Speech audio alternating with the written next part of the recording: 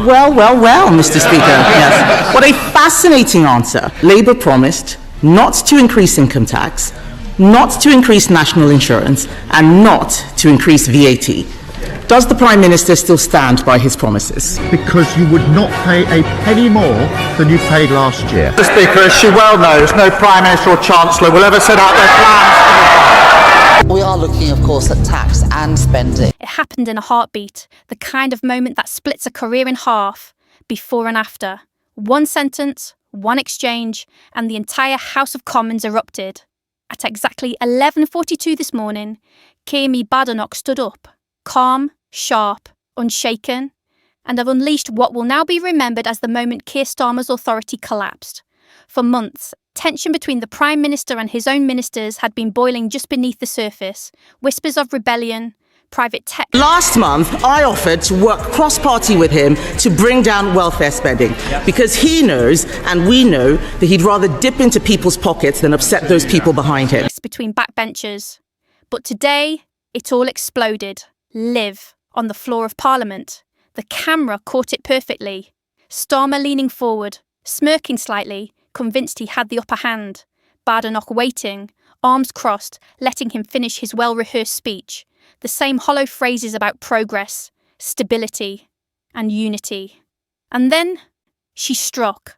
With a voice steady as steel, she said, "Prime Minister, you speak of leadership, but every decision you've made has led Britain deeper into division.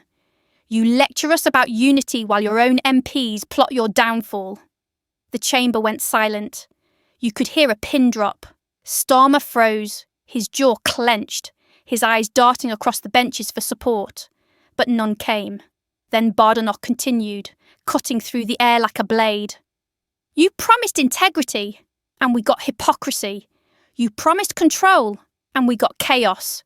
You promised honesty, and we got nothing but spin." That's when the uproar began. Cheers, laughter. Even some Labour MPs covered their faces, unable to hide the truth. Across the aisle, Tory benches exploded with applause, thunderous, relentless. And for the first time since entering office, Starmer looked powerless.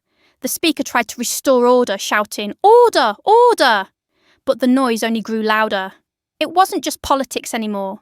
It was humiliation. Reporters watching from the press gallery described the atmosphere as electric, combustible, the moment Parliament turned on itself. Because this wasn't just a heated exchange, it was a public unmasking, and Badenoch had just ripped the mask clean off. She leaned forward and finished with the line that would go viral within seconds. "You don't lead, Prime Minister, you hide. Behind committees, behind slogans, behind excuses. Britain deserves better than your cowardice." Gasps filled the chamber. The Speaker's gavel slammed down. But the damage was done. Starmer tried to reply, but his voice faltered. He stumbled over his notes, tripped on his own rhetoric, and sat back down to a wall of laughter. Across social media, clips of the exchange began spreading like wildfire. Badenoch destroys Starmer. Parliament erupts. Starmer humiliated live. Within 15 minutes, millions had seen it. By the end of the hour, the entire country was watching. Inside Downing Street, aides scrambled to contain the fallout, phones ringing, advisers shouting. One insider described the mood as a sheer meltdown. A senior Labour MP was overheard saying, "That wasn't a debate, that was an execution." Meanwhile, Badenoch walked out of the chamber calm, unbothered, flanked by smiling colleagues. Someone asked if she planned her words. She smiled faintly and said, "No, I just told the truth." But that truth hit like an earthquake, because in just 3 minutes, Kemi Badenoch did what no opposition, no protest, no headline had managed to do. She made the public see Starmer for what he really was: fragile, cornered, out of touch. By 2 p.m, the political landscape had shifted. Polls showed a sudden spike in Conservative support. Even neutral commentators admitted Badenoch had just reignited her party's spirit. Behind closed doors, Starmer's team was falling apart. Resignations threatened, leaks spreading. One aide reportedly shouted, "She's turned him into a meme." Outside Westminster, crowds gathered. Not in anger, but excitement. For the first time in months, British politics felt alive again. People waving flags, laughing, replaying the viral clip on their phones. News outlets scrambled for interviews. BBC called it a political lightning strike. GB News called it the slap heard across Parliament. And deep inside Labour HQ, panic became fear. Because it wasn't just about today, it was about what comes next. Kemi Badenoch's words didn't just embarrass the Prime Minister, they exposed a weakness that could destroy him.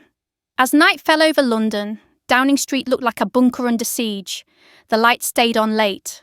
Advisers coming and going, faces pale, shoulders tense. Security stood at the gates as protesters outside shouted, "Step down, Starmer! Badenoch showed you the truth." The chant echoed through Whitehall like thunder. By 10 p.m, even international outlets were covering the story. Headlines from New York to Sydney. UK Parliament erupts. Badenoch humiliates Starmer in stunning clash. But inside the Palace of Westminster, the atmosphere was almost cinematic. Corridors buzzing with whispers. MPs huddled in corners, trading theories, speculating how long Starmer could survive. Some said days. Some said hours. One whispered, "He won't last till Monday." Because the video wasn't just viral, it was devastating. The Prime Minister's expression, his silence, his loss of composure. It had become a symbol of weakness. And weakness in politics spreads like blood in water.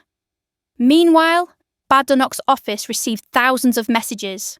Supporters cheering, party donors calling, even rival MPs admitting quietly that what she did was historic. That night she appeared on a live broadcast, poised, confident, unapologetic.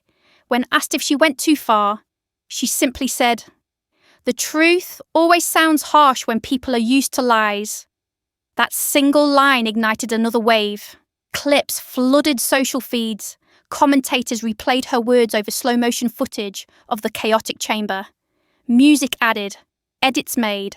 A moment turned into a movement. And while Starmer hid behind closed curtains, Badenoch's name trended across the world.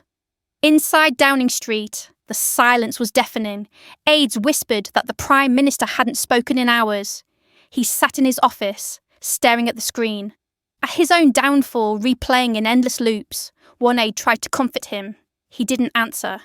Because deep down he knew. Something had shifted. A line had been crossed. The illusion of control was gone. By dawn, rumours spread that senior ministers were calling for a leadership review. The government's foundation, shaken. Starmer's grip, slipping. In one night, the political order of Britain had changed. Outside Westminster, the morning air buzzed with the sound of protest and laughter. Posters reading, "She spoke for Britain." Murals appearing online showing Badenoch standing tall over a fallen Prime Minister. It wasn't just politics anymore. It was symbolic, a reckoning.